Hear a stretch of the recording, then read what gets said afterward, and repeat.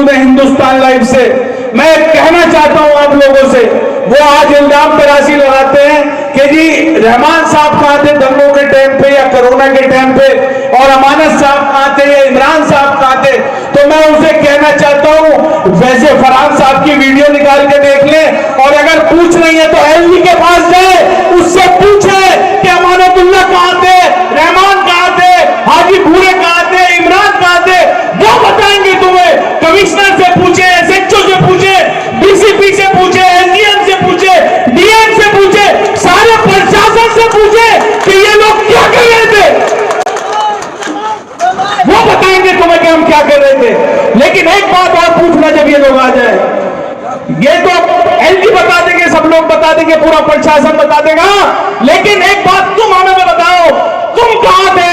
सोनिया गांधी जी कहां थी? राहुल गांधी जी कहां थे? प्रियंका गांधी जी कहां थी? और तुम्हारे लीडर कहां थे?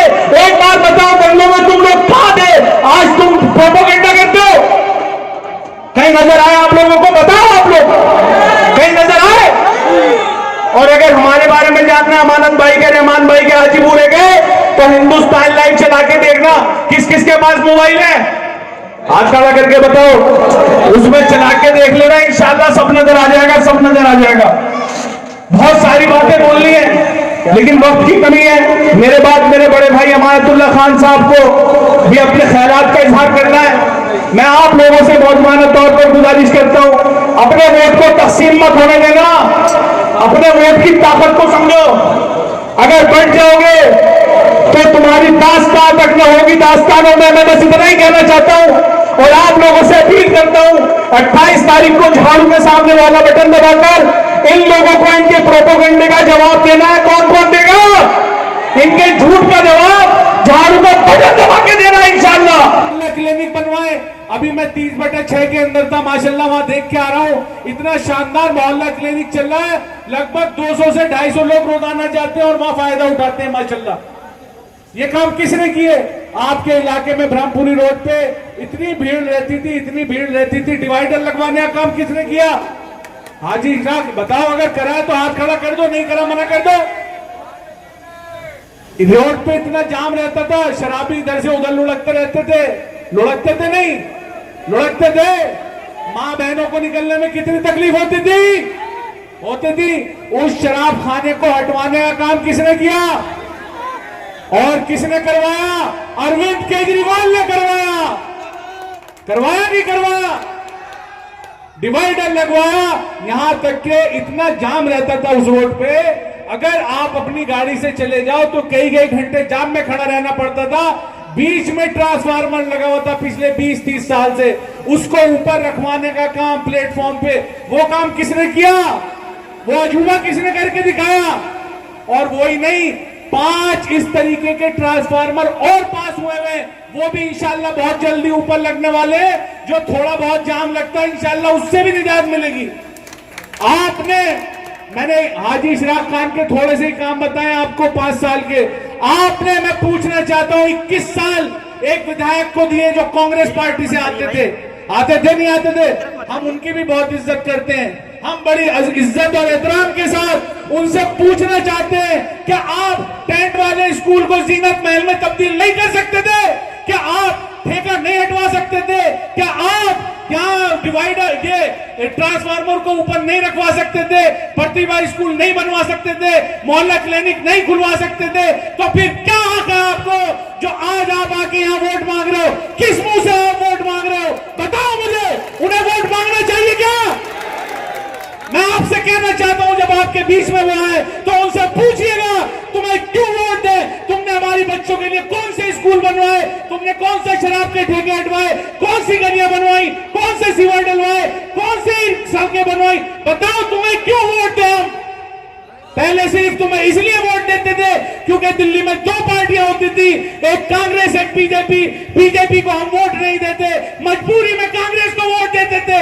और उसी का नतीजा आज सूरत में आप देखो, आज सूरत के अंदर कांग्रेस एक बार फिर 0 लाई है और आम आदमी पार्टी 27 सीटों के साथ दूसरे नंबर पे सूरत के अंदर है नहीं है?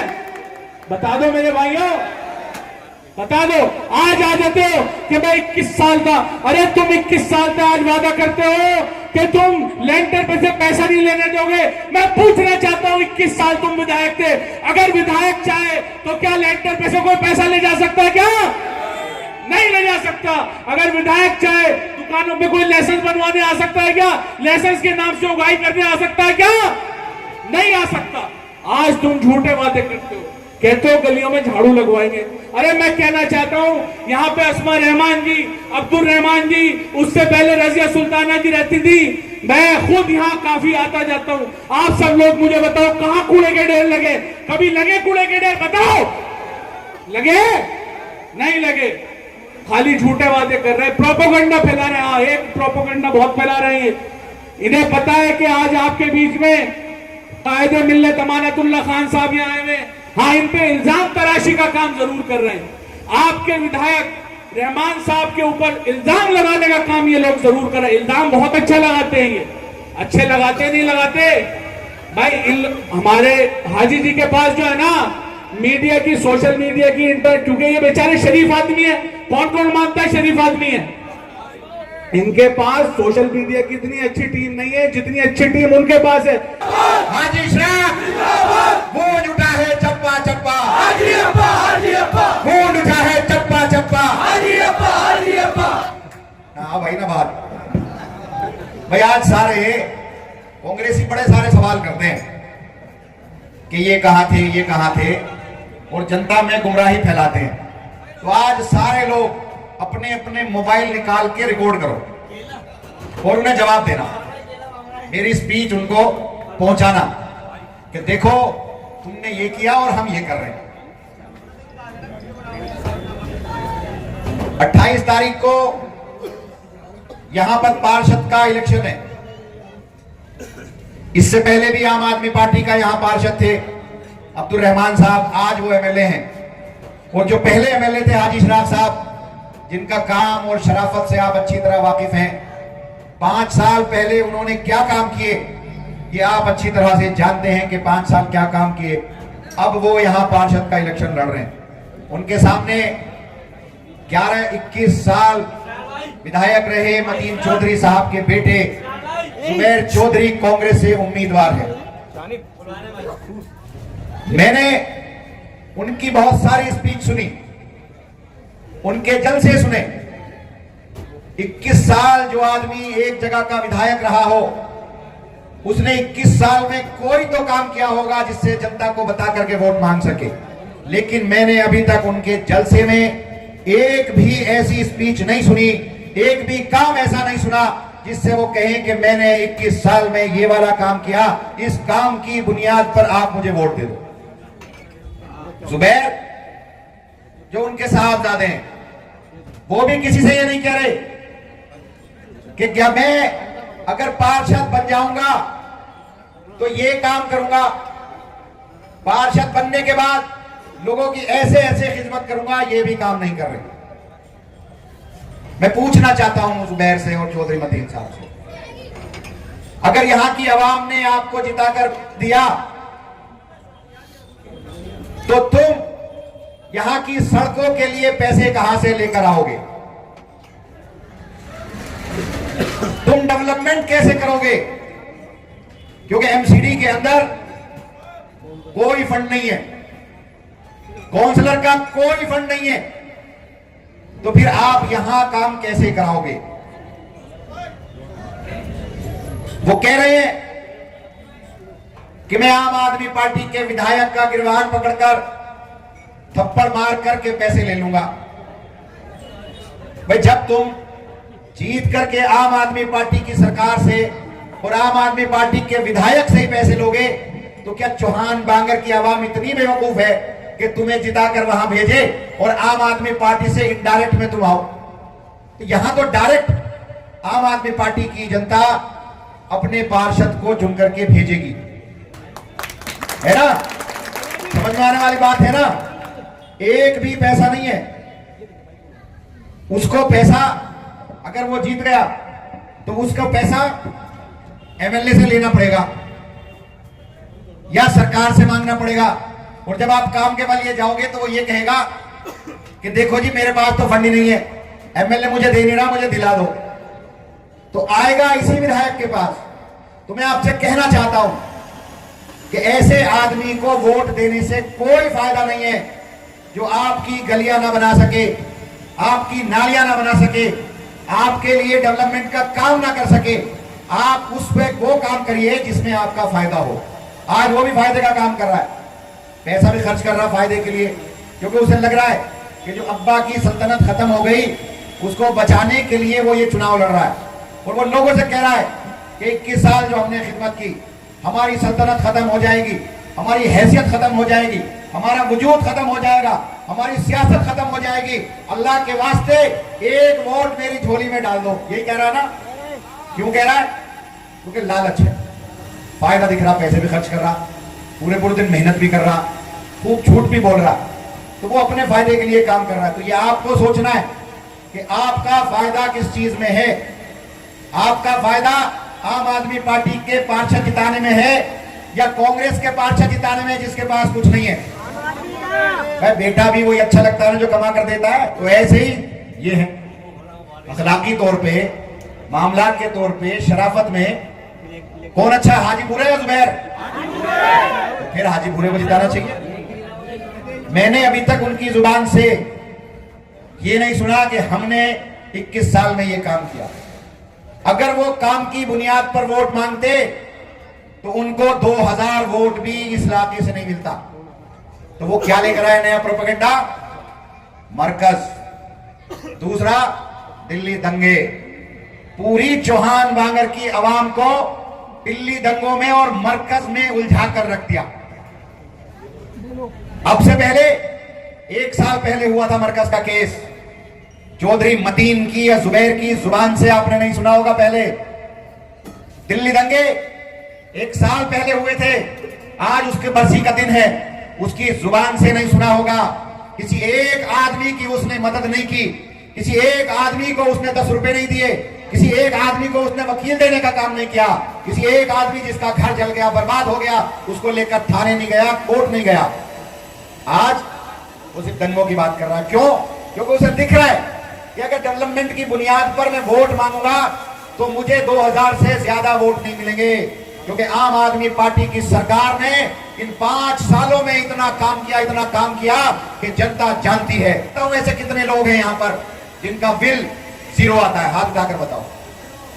देखो 0 वाले कितने भाई, जिनका बिल 0 आता है? कितने सारे लोग हैं। ऐसे ही पूरे यहाँ की जनता है। किसी से भी हम पूछते हैं कि तुमको फायदा सरकार से मिला या नहीं मिला, तो वो काम बताने लगते हैं कि हाँ साहब बिजली मेरी फ्री, पानी मेरा मुफ्त, दवाई मैं फ्री लाता हूँ, मेरे बच्चे सरकारी स्कूल में पढ़ते हैं, मोहल्ला क्लिनिक पर जाकर अपना इलाज कराता हूँ। काम गिनाने शुरू कर देते हैं। अगर ये इलेक्शन काम की बुनियाद पर चौधरी मतीन और उनका बेटा लड़ता तो 2000 वोट से ज्यादा हासिल नहीं करता। तो आप लोगों को गोल गोल घुमा दिया। कहा? दिल्ली दंगों में। कि दिल्ली दंगों में आम आदमी पार्टी ने क्या किया? मरकज पर आम आदमी पार्टी ने ताला लगवा दिया, झूठ बोलने का काम किया। मरकज पर ताला नहीं लगा, मौलाना साद के घर पर ताला लगा। और मौलाना साद की वालदा मेट्रोपॉलिटन कोर्ट गई थी, जहां से उनको कोर्ट ने कहा कि इनका घर खोल दिया जाए। दिल्ली पुलिस, सेशन कोर्ट में दिल्ली पुलिस ने जाकर अपील की और सेशन कोर्ट से जाकर के स्टे लेकर आ गई, ऑर्डर लेकर आ गई कि नहीं, इनका घर नहीं खोला जा सकता क्योंकि मौलाना साद अभी हमारे पेश नहीं हुए, चार्जशीट अभी सबमिट नहीं हुए, सबूत हमारे अंदर है। तो मौलाना साद की वालदा कोर्ट गई थी। अब मैं हाई कोर्ट गया। कल जस्टिस मुक्ता जो जज है हाई कोर्ट में, उनके यहाँ केस लगा हुआ है कि मौलाना साद को घर को खुलाने के लिए मैं कोर्ट गया हूं। कल 11 आइटम नंबर 11 है कोर्ट के अंदर। मैं झूठ नहीं बोल रहा, मैं सच बोल रहा हूं। हाई कोर्ट में कल केस लगा है, दिल्ली कोर्ट। वहां पर मौलाना साद का घर खुलवाने के लिए गया, मैं खुद गया वहां। कल उसकी हियरिंग है, इंशाअल्लाह कल मौलाना साद का घर खुल जाएगा। आप लोग भी सब दुआ करना है, 2 रकात नमाज पढ़कर सलाते हाजात कि मौलाना साद का कल घर खुल जाए। और ये जो काला मुंह करने वाले, ये जो काले मुंह वाले हैं, ये जो सारे इल्जाम लगाने वाले हैं, झूठ बोलने वाले हैं, इन सबका कल काला मुंह हो जाए। ये कह रहे हमने मरकज बंद कराया। अभी भी पुलिस वहां क्या कह रही है? पुलिस की तरफ से जवाब आया, पुलिस कहती है कि दिल्ली वक्फ बोर्ड का जुरिडिक्शन नहीं बनता, जबकि वो मस्जिद, वो मरकज दिल्ली वक्फ बोर्ड के अधीन आता है। हमारी वहां कमेटी है जिसके सदर मौलाना साहब है, वहां वो कमेटी काम करती है, तो हमारा जुरिडिक्शन कैसे नहीं बनता? तो दिल्ली पुलिस हाई कोर्ट में कह रही है कि दिल्ली वक्फ बोर्ड का जुरिडिक्शन नहीं बनता। और दूसरा क्या कह रही है कि मौलाना साहब अभी तक भागे हुए हैं। अरे कहां भागे मौलाना साहब? क्यों झूठ बोल रहे हो? मौलाना साहब जाकिर नगर वेस्ट में ओखला के अंदर रहते हैं, घर के अंदर, वो कहां भागे हैं? तो वहां भी पुलिस झूठ बोल रही है और ये कहते हैं कि हमने ताला लगवाया। ताला दिल्ली पुलिस ने लगाया मौलाना साहब के घर पर। 5 वक्त की वहां नमाज होती है। मैं पिछले 10 दिन से कह रहा हूं कि मरकज खुला है, तो कांग्रेस के एक भी आदमी ने आकर ये नहीं कहा कि झूठ बोल रहा है वारतुल्लाह। अगर मैं झूठ बोल रहा हूं तो आकर कहो मंच पर, दिखाओ जाकर वहां वीडियो कि मरकज के अंदर 5 वक्त की नमाज नहीं होती। 5 वक्त की नमाज होती है, लेकिन ये झूठ की बुनियाद पर चुनाव लड़ रहे हैं और आपको गुमराह कर रहे हैं। दूसरी तरफ ये क्या कहते हैं कि दिल्ली दंगों में आम आदमी पार्टी ने कुछ नहीं किया। आप सब जानते हैं, अभी इमरान भाई ने बताया कि अगर हमने एलजी का घेराव नहीं किया होता तो दिल्ली के दंगों में जो आज 56 लोग जो मारे गए हैं उससे कहीं ज्यादा मौतें होती। जो आज 33 से लोगों के घर और कारोबार जले हैं, ये हजारों में, दसियों हजार में होती। बड़ी प्लानिंग थी आरएसएस की और भाजपा की, पुलिस मिली हुई थी। अगर हम एलजी के यहां नहीं जाते, वहां पर हम नारे नहीं लगाते, वहां पर हम कमिश्नर को तलब नहीं करते और वहां से पूरी दिल्ली में जहां जहां दंगे हो रहे थे वहां फोर्स भेजने का काम नहीं करते, तो ये इतने पर नहीं रुकता। हजारों लोगों की इसके अंदर मौत होती, जैसे गुजरात के अंदर भी। हमने काम किया, एक एक आदमी को ढूंढ ढूंढ करके मुआवजा देने का काम किया। आज तुम कहते हो कि अरविंद केजरीवाल मुस्लिम मुखालिफ है। अगर अरविंद केजरीवाल मुस्लिम मुखालिफ है तो इसमें मरने वाले, दिल्ली दंगों के अंदर मरने वाले लोगों की तादाद 56 है। 56 लोगों में 11 हिंदू भाई हैं और 43 मुसलमान हैं। अगर अरविंद केजरीवाल मुस्लिम मुखालिफ होते तो उन 43 मुसलमानों को 10-10 लाख रुपए देने का काम नहीं करते। 3300 लोगों के घर और कारोबार चले, उसमें ज्यादातर मुसलमान थे। अगर अरविंद केजरीवाल मुस्लिम मुखालिफ थे तो क्या फिर दंगे में जितने लोग पीड़ित हुए, जिनके घर जले, उनको मुआवजे का देने का काम क्यों किया? अगर अरविंद केजरीवाल मुखालिफ है, मुसलमानों के मुखालिफ हैं, तो फिर आपके दिल्ली के तमाम इमामों को हमने वजीफा देने का काम क्यों किया? हम 3.5 करोड़ रुपया दिल्ली के इमामों को वजीफा देने का काम करते हैं। 3.5 करोड़ रुपया महीना कम रकम नहीं होती, बहुत बड़ी रकम होती है। ये लोग जब कांग्रेस दिल्ली में सरकार में थी, दिल्ली वक्फ बोर्ड के चेयरमैन जब चौधरी मतीन थे, तो ये साल के अंदर सिर्फ 70 लाख रुपया दिया करते थे। 70 लाख रुपए। और हम लोग एक साल के अंदर दिल्ली सरकार से बजट 37 करोड़ रुपया लेकर आए, जो सारा का सारा आइम्मा हजरात को और आपके मुअज्जिनीन को जाता है। जब हमने दिया था ना, बहुत इशू बना था। जब हमने दिया था ना, बहुत इशू बना था। हम जानते थे कि आरएसएस और भाजपा वाले इसको इशू बनाएंगे, लेकिन हम ये भी जानते थे कि जरूरत हमारे आइम्मा हजरात की बहुत अहम है। हमारी कौम के पास इतना पैसा नहीं है कि इमाम को उसके एतबार से तनख्वाह दे दी जाए या मुआवजा वजीफा दे दिया जाए। तब हमने किया था, इशू बनाया था भाजपा ने, हमने देना बंद नहीं किया, इशू को बर्दाश्त किया। ये भी कहते रहे जब अरविंद केजरीवाल ने इमामों को तनख्वाह दी, कटवों को तनख्वाह दी, भाजपा के लोगों ने बहुत इशू बनाया, लेकिन हमने इमामों को वजीफा देना बंद नहीं किया। आज भी दे रहे हैं और इंशाअल्लाह जब तक दिल्ली में हमारी सरकार रहेगी, जितना आज दे रहे हैं इससे दुगना पैसा देने का काम। आम आदमी पार्टी, आम आदमी पार्टी, अमानतुल्लाह खान। आप कहते हो अरविंद केजरीवाल मुस्लिम मुखालिफ है, तो फिर क्यों चौहान बागर के अंदर, सीलमपुर के अंदर, जाफराबाद के अंदर मोहल्ला क्लिनिक खोलने का काम किया? क्यों फिर यहां पर स्कूल बनाने का काम किया? यहां तो सारे मुसलमान रहते। अगर वो मुस्लिम मुखालिफ होते तो सीलमपुर विधानसभा छोड़कर कहीं और बना देते। अरविंद केजरीवाल मुस्लिम मुखालिफ नहीं है, अरविंद केजरीवाल गरीबों का मसीहा है। अरविंद केजरीवाल के दिल में दर्द गरीबों की परेशानी का होता है। अगर अरविंद केजरीवाल मुस्लिम मुखालिफ होता तो आपको 200 यूनिट बिजली फ्री नहीं देता, आपके बच्चों को पढ़ने के लिए प्रतिभा जैसा स्कूल नहीं देता, आपके लिए मोहल्ला क्लिनिक नहीं खोलता, आपके बच्चों के लिए सरकारी अस्पतालों में दवाइयां मुफ्त नहीं करता। अगर अरविंद केजरीवाल मुस्लिम मुखालिफ होता तो यहां से हाजी इशराक जैसे ईमानदार नेता को चुनकर नहीं भेजता। साल मेरा काम देखा है आपने, तो इंशाल्लाह आगे भी करूंगा मैं। और काम करना मेरा शौक है और मेरी मजबूरी भी है। मजबूरी क्या है कि मेरे कोई औलाद नहीं है। मैं कुछ ऐसा करना चाहता हूं कि मेरे मरने के बाद मुझे याद कर लो। सब रखोगे, याद रखोगे।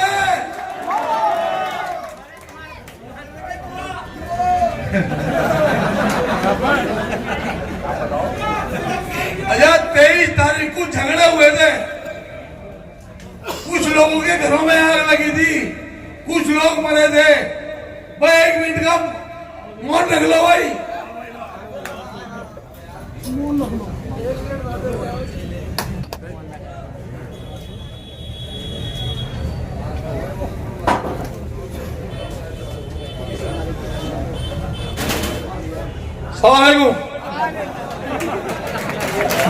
उसने बताया 2 लाख रुपए महीना मैं पुराने एमएलए को देता था, तुम्हें 2.25 लाख दे दूंगा।